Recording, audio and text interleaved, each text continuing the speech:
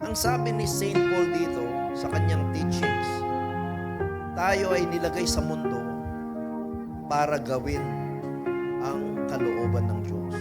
Put on earth to do God's will. Kasi yun ang dasal na pinagkaloob niya.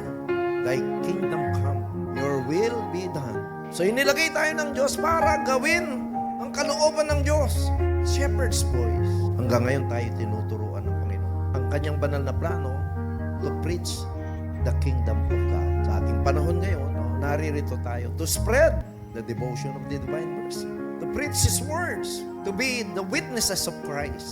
Dahil tayo yung tumalima sa kanyang boses, sa kanyang panawagan. At sana'y lagi nating binibigyan ng kahalagahan yung tawag ng Diyos. Pag tinawag ka ng mundo, wait muna. Antayin ko muna yung boses ng Panginoon. Pag meron kang plano, dasal ka, antayin mo muna yung grasya ng Diyos bago mo gawin. Amen?